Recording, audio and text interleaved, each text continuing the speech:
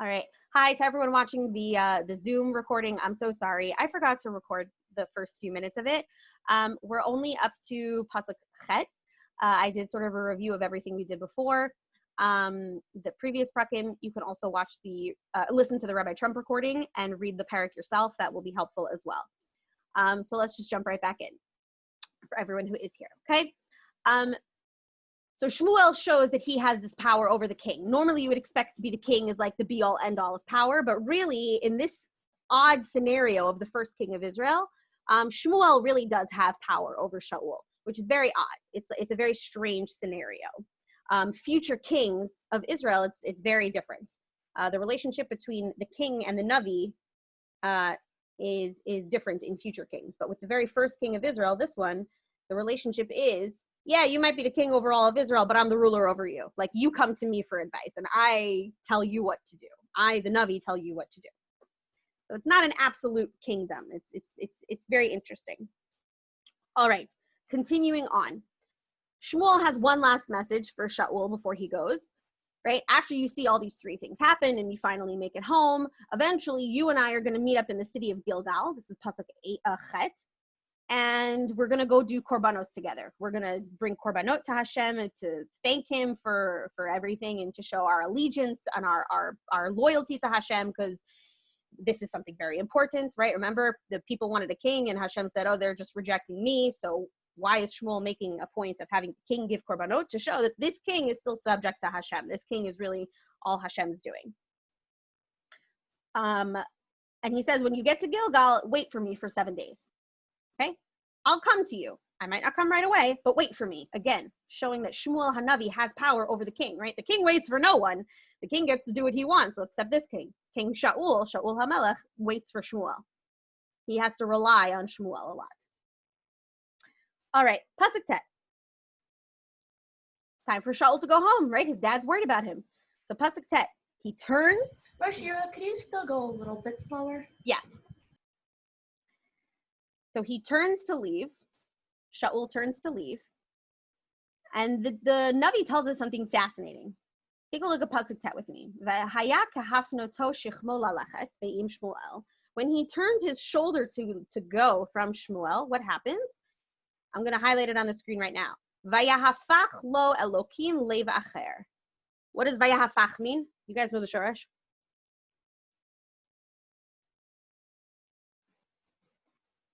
Go ahead, Mimi. Turn over. Exactly. Hashem turned his heart into a new one. What does this mean?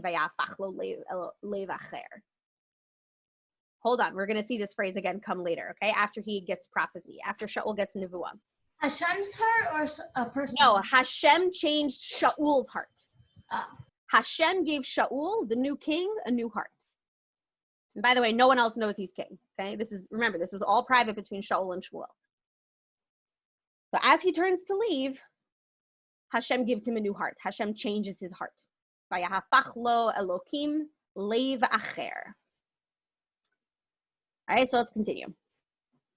And long story short, what the Navi is going to go through now is say that all the signs that Shmuel said would come true, right? Someone tells him that the donkeys came, and he gets nevuah with the group of Nevi'im, and everyone's like, whoa, Shaul's getting nevuah? He's not a Navi. He's never gotten nevuah before. That's so interesting, right? And then he goes to the, it sort of skips over. He gets the food basically all three events come true, okay? Long story short, all three events come true. So to Shaul, it's very, very clear. Wow, Shmuel was right. I guess I'm the king. I guess this is what Hashem wants from me. Now, Pasuk Yud is interesting because now that Shaul's been convinced, like, whoa, this is all real. He's not like pulling my leg. He's not tricking me. I really am the new king. How do you think he would react? Maybe he'd start acting like a king. Maybe he'd start telling people that he was the king. But the Navi is very clear and tells us that's not what happens. Let's take a look at Yud. Right? Look over here, 14. He meets up with his uncle. His uncle finds him, and he says, hey, where'd you go? So Shaul responds, I went to go find my father's donkeys, and now that and I couldn't find them, so I went to the Navi, and he helped me find them. So now his uncle says to him, oh, really? You met with the Navi? You met with the leader of our generation? What did he say to you? I'm so curious, right? Tell me all about it. Right? If someone goes to meet with, I don't know, the chief rabbi of Israel, you're like, oh, tell me what he said to you. I'm so curious. So Shaul responds to his uncle, he just told me that the donkeys were found. And the Navi says, and the matter of the kingdom of which Shmuel had spoken, the fact that Shaul was now the king, he did not tell his uncle. Very, very humble. He didn't say anything about becoming the new king. It's not that he's embarrassed by it. It's just he doesn't feel the need to advertise it. He doesn't need to brag to everybody about it.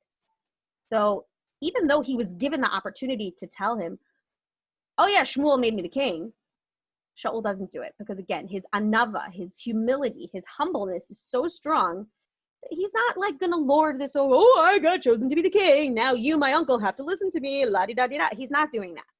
He's a very, very humble man. He's not telling anyone what happened about the kingship.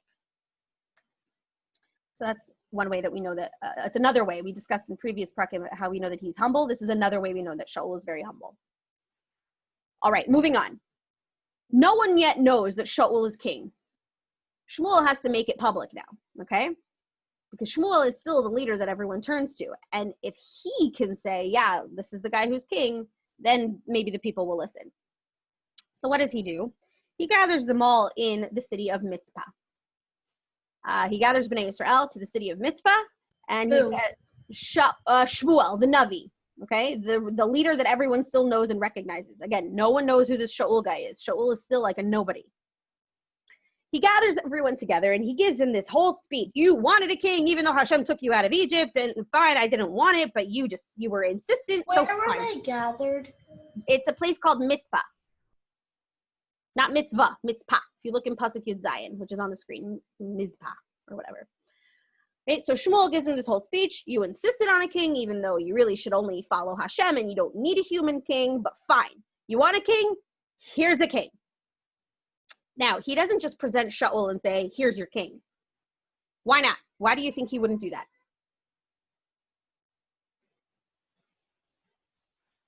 Go ahead, Eva. Okay. They may think he's crazy without having a reason behind it. Say that again? They might think he's crazy for not having like a reason behind why he chose. Shaul, very good. Good, right? Like, you're just randomly choosing this guy. And remember, what did Shaul even say about himself that makes him seem unfit for the kingship? What did he say about himself in the last parak? Go ahead, guys, jump in.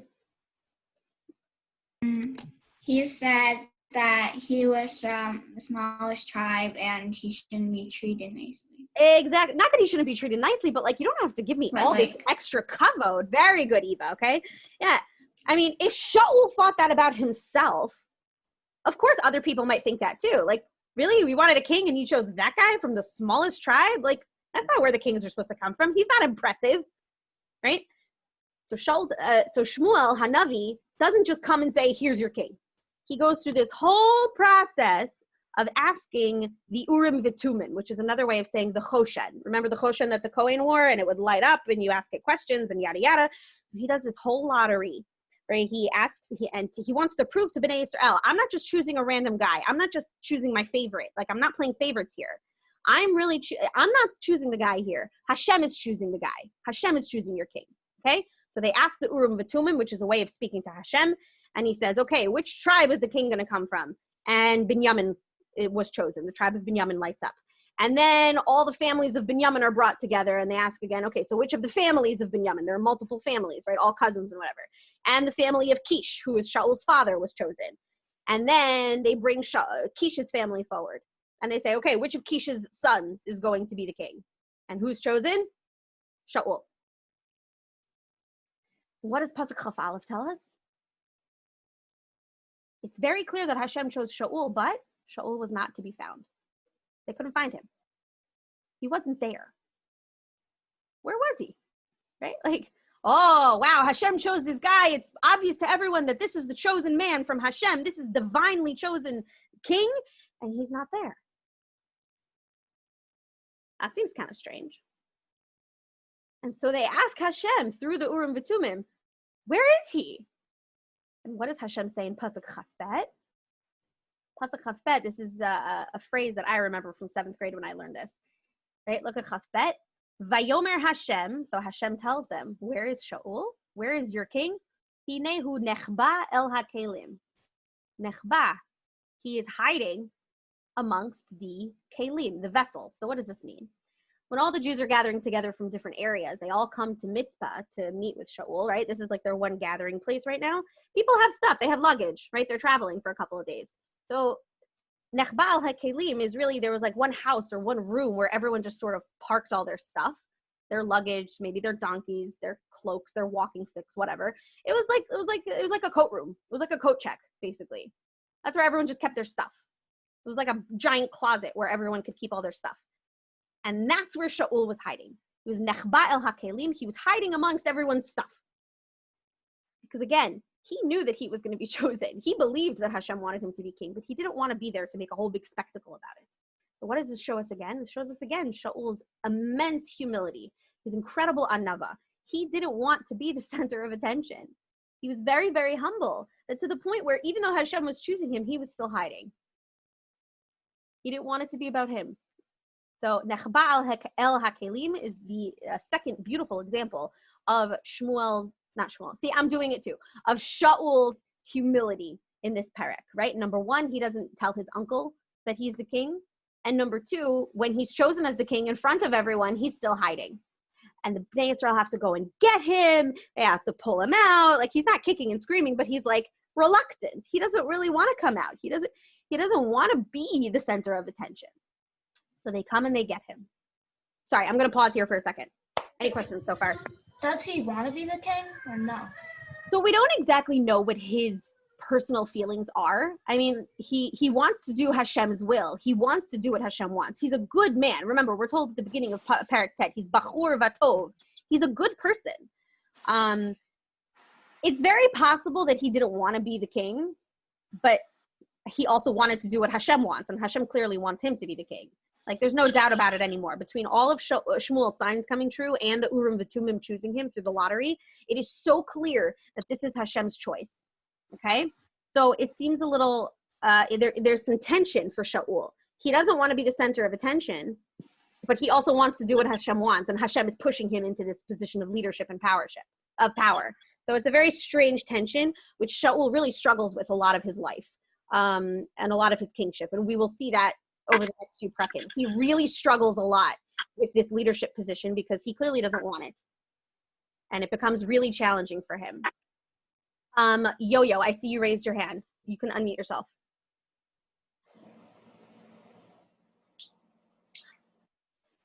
Unless that was by accident. Esther, go ahead.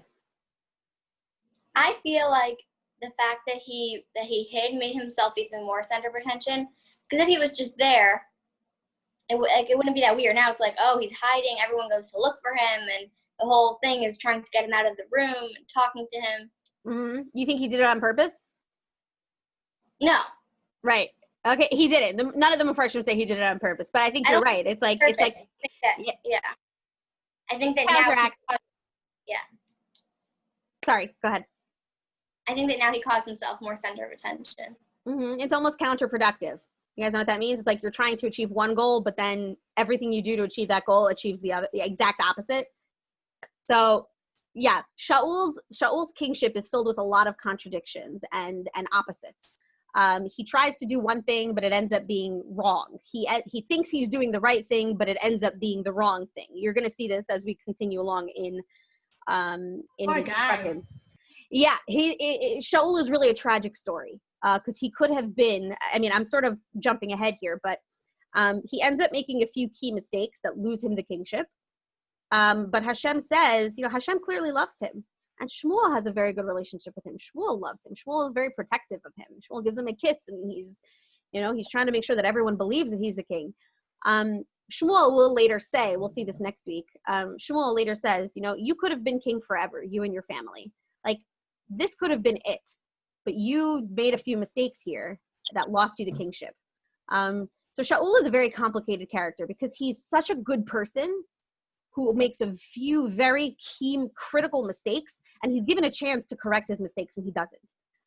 So it's really tragic. He's a tragic hero because why doesn't he fix his mistakes? So we'll get to that next week, hopefully. Okay. My goal by Wednesday is to at least get through the Melucha, the kingship of Shaul. He's only king for 2 years before things start to go downhill and Hashem says, you got to find a new king. We're going to stop there when it's time to find a new king. We're going to stop right before David HaMelech, and I'm going to hopefully make sure your teachers will teach you that next year. But we're going to get through the rise and fall of Shaul. So right now we're on the rise. We're in the good part. So focus on the good. He's incredibly humble. He is good looking. People trust him. He's a good man. He follows his father's directions. He's very respectful. He's just a wonderful person, and Hashem loves him. Okay. You know that like Rabbi Yaakov Trump said yesterday that that Shaul started making a lot of mistakes because he would rely on Shmuel too much, and then when Shmuel died, he relied on him. Yep. Good. You're already starting to notice that ahead of time. Yeah, he's sort of dropping little hints about what's going to happen in the future. Okay, let's finish up the Perek. You guys ready? Any questions before we move on? Okay, good. I know I'm moving really fast, but you guys are totally handling it like pros. Could you go a little slower? Because I'm trying to write it down, but then you're like... So, Shuli, you don't have to write down every single detail. Okay? I'm going to challenge you not to write down every detail. You'll notice the most important parts are the ones that I'm constantly repeating. Okay? I have 3 pages full of notes. You can do this. All right. So he's hiding in the kalim, he's hiding in the cloakroom, and they go and they find him. And they bring him out. And we're told something very interesting about just the way he looks. In Pasuk Chav Gimel, we're told, Vayigba mikol ha'am, he was gavoha, he was taller than everyone there, mishichmo vamala, from his shoulders upwards. He's a head taller than everybody else. So he even looks the part of a king, right? Hashem chose someone who was good looking, who was very tall and regal looking. I accidentally skipped over the part that when Hashem gives him a new heart. I forgot to mention it. I'm sorry, because I sort of skipped through it when I said, all the signs of Shmuel came true. When it says Hashem gave him a new heart, Hashem sort of settled upon him. Rashi tells us this ruach malchut, a spirit of kingship.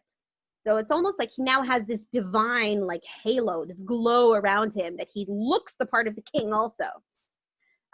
So it's not just that he had the right midot of being a humble leader and someone who wanted to follow Hashem's ways, but he also looked the part. It's like Hashem is saying, fine, you want a king? I'm going to give it to you all the way. Like, you're not going to be able to say to me that I gave you a bad king. I'm giving you the right guy for the job. Okay, good. So they anoint him. They bring Shaul out, and Shmuel says, you see, this is the one that Hashem has chosen for you. There's no one like him. And all the people say, Yechi HaMelech, long live the king, long live the king. They're all so excited, right? They're like thrilled. Wow, and this guy, look at him. He's so tall. He's so good looking. He's got this glow around him. He looks like a king. And then Shmuel tells the people what it's going to be like to be a king. He reminds them of all the things a king is allowed to do. Writes it all down, just like a reminder, like, okay, you wanted this. You wanted a king. Here's your guy. But just remember, he now has the ability. He's allowed to do all these things to you. Take taxes and take your kids and all this stuff. Like, not like to hurt them, but, to serve him. And then what does Shmuel do? Hey, he sends the people away. Okay, there you go. That was your king. Time to go home. It's like very anticlimactic, right? You would imagine like, oh, there's parties and celebrations and they build a palace and blah, blah. It's a very anticlimactic. Who sent them away? Shmuel, right? They have a king, but who's calling the shots still? The Navi, okay? It's a very weird power dynamic. So Shmuel says, here's your king. Now all of you go home. You would imagine something much bigger to happen, but something doesn't. Like, nothing happens. And Pasuk Chavav, what does Shaul, the new king, do? Shaul HaMelech, what does he do? He goes back to his house. He goes back to the tribe of Binyamin. He goes back to his father's house. He goes back to where he was living.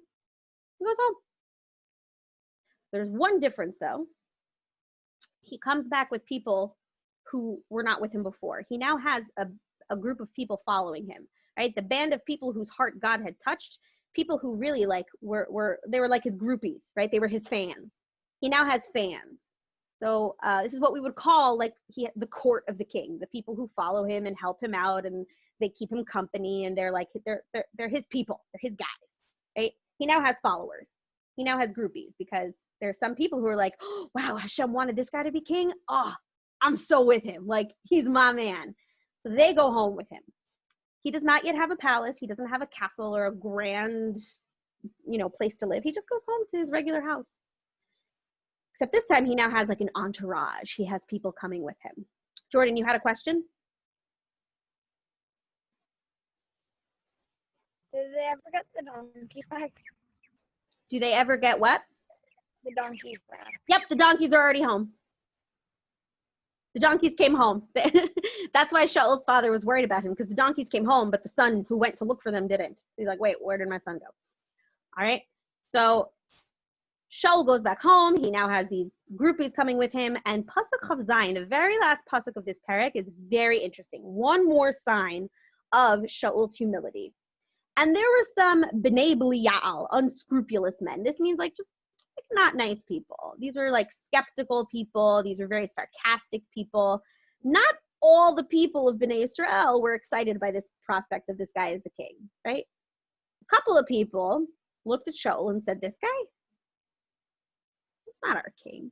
Most of the people felt that he was the right guy for the job. But there were a few people, we all know there's always a few people who are disbelieving. These were those people, these Bnei Belial, right? This guy isn't our king. He's going to save us from foreign enemies, right? We wanted a king to save us from foreign enemies. This guy?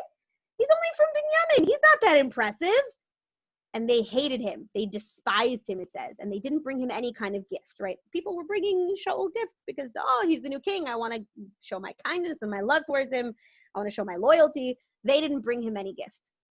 And how does Shaul HaMelech, how does the new king react to these people who are doubtful of him? Look at the last two words of the pasuk. Vayehi kimacharish. What's a cheresh, guys? We saw this in Chumash. Moshe says, "Ani kecheresh." Chereshin.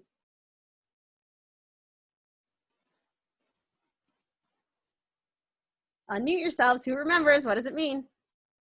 Cheresh, iver, pikeach. We had all those words together. Oh, I see a chat. Let's see. Who's in the chat? Good. Yitzi. Excellent. Yitzi said it's someone who's deaf, who can't hear. Right? Shaul pretends that he can't hear them. All right? What does this show us? He realizes there are people who don't like him and who don't trust him, but does he get annoyed about it? Does Shaul HaMelech say, hey, I'm the king, you're supposed to respect me, and blah, blah, blah, blah? No. Okay, so there's some people who don't like me. Fine, there's some people who don't like me. I'm going to ignore it. I'm not going to give them any attention. He's very, very humble, right? Example number 3 of how humble he is, Vayehi kemacharish. People don't necessarily want me to be their king. Okay, fine. I'm not going to cause a problem with it. I'm not going to make a fight, right? This is a beautiful midah, by the way, of staying quiet when someone is insulting you. It's a beautiful thing to just say, I'm going to ignore it. I'm not going to give it any attention. Sometimes our gut reaction is to fight back and say, hey, how dare you? I'm going to call you names too. And it just becomes a back and forth of insults, right? Shaul vayehi kemacharish. I'm not going to make a fight. It's not worth it. I think that's a beautiful lesson, actually, that we can learn from Shaul, is that when someone insults you, don't make a big stink about it. Like, it's still not a big deal.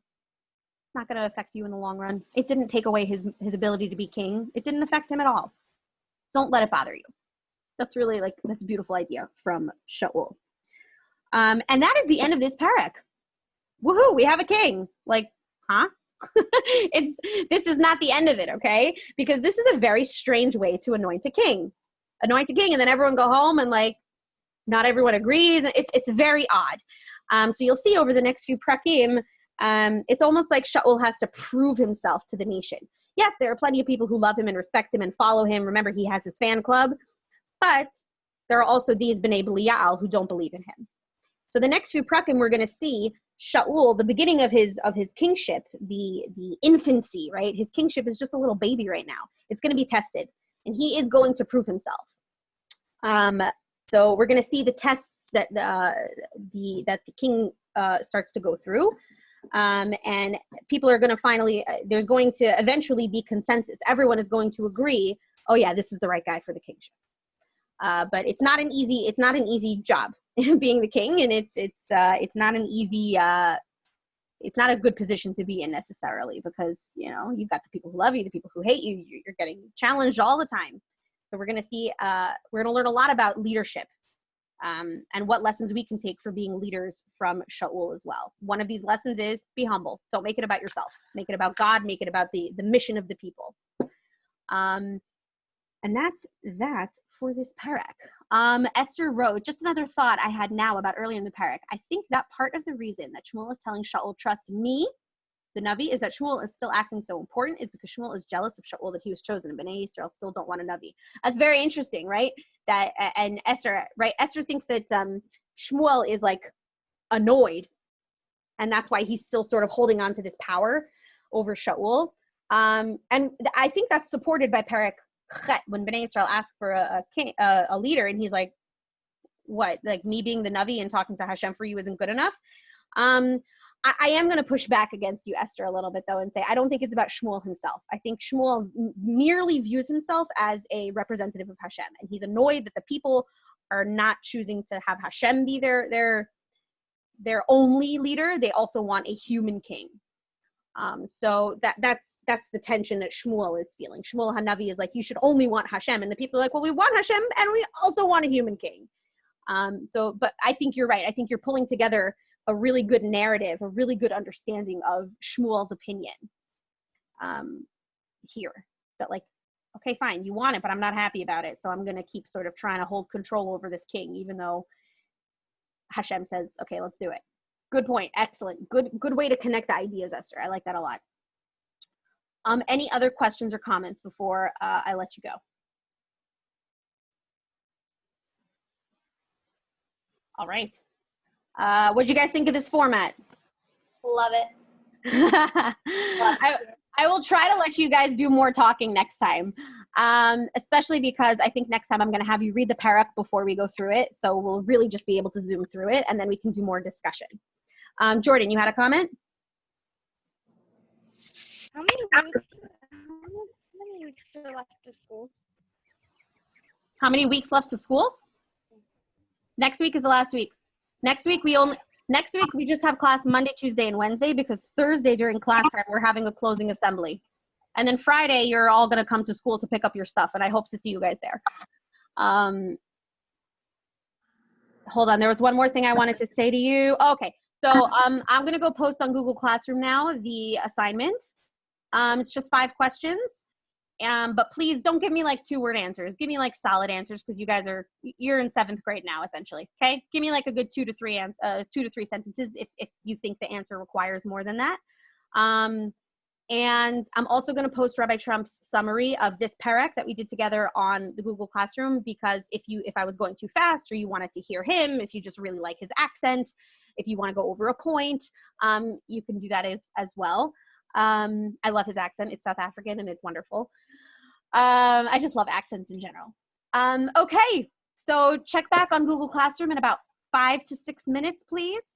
Just give me a little bit of time to post it on there. And if you haven't done the previous work from this week, try to get it done, please, before Shabbos. All right. You guys do good? You're very welcome. Thank you for all of your time. Great to see you all. Marcia, are we going to do the Shorashim Bee tomorrow on the Friday Zoom? I would like to, but I've only had like 3 people tell me they're interested. I'll do it. So you're 4. I also haven't had enough time to put the master list up, because again, I just got my internet back last night. Maybe I will put the master list up before Shabbos, and we'll do it. Maybe I'm no. See, the problem is I really just want to do Navi. Like I want to get through Navi. How about we do it next week, so that way we have a weekend. Yeah, I'm gonna try to do that. Okay, if it sounds like some of you really want to do it, I will do my best, because I'm also doing report cards.